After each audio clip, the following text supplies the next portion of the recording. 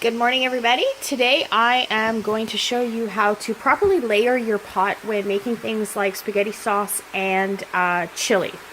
So I've prepared my meat and my vegetables. It's all sauteed nicely. I've got mushrooms in there and of course my Italian herbs. I am going to now add a little bit of red wine to deglaze the pan or the pot. So I'll do that. Let that alcohol just cook off for a little bit. And I'm going to throw in a little bit of beef broth. I'm going to say maybe about a half a cup or so. This is important because you need the steam to build the pressure, as I've mentioned in previous videos. I'm going to turn my pot off now because it's currently on the saute function. I've got all my thin liquids in there, and what I've done with the tomato paste and the diced tomatoes, because I like to use both, I've mixed some of the diced tomatoes with the tomato paste just to thin out the tomato paste.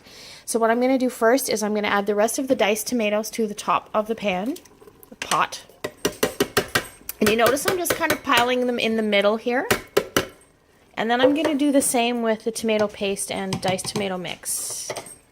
If I was using a bottled spaghetti sauce, I would do the same thing. So I'm going to dump that in there. So I've dumped everything into the pot.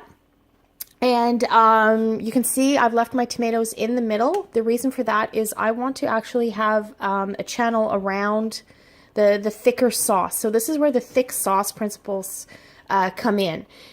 If I had this tomato sauce on the bottom of the pot, it would actually burn and stick, and it would stop my sauce from cooking because the fail-safe, the burn indicator on the pot would take over. I've never actually had a burn, so I guess I'm doing something right.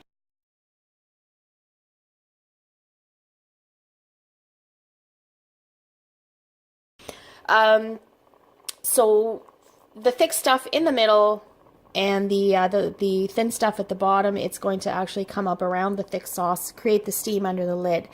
And you'll be surprised when you take the lid off at the end of the process that it's actually pretty much all incorporated together. So it's not like you're going to open the lid and have meatloaf with tomato sauce on top. It's going to be mixed up. You're going to have your stew. So I'm going to put my lid on, set it to sealing, and set it to manual. I've already actually done that part. I just had the lid off. So I've set it for 15 minutes and we'll check back in 15 minutes and see what it's like.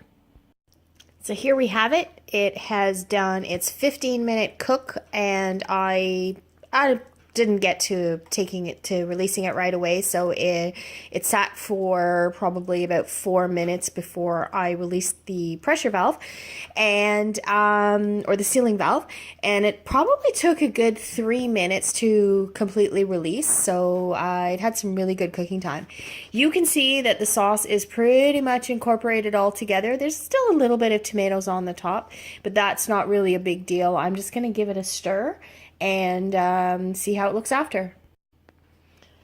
And there it is after a little stir. So it's all incorporated, the flavors are all there. If I want it thicker, what I would do maybe is turn on the slow cooker function and set it to the highest heat and maybe slow cook it for another 15-20 minutes. Normally when I make pasta sauce, I will simmer it for a good 2 hours, 3, maybe even 4 hours, because I really like a slow cooked sauce. So this is a way to still get that slow cooked flavor and speed it up. But the purpose of this video really was just show you how to pile the thicker stuff in the middle so that it doesn't interfere with the steam and the pressure building. Have a great day.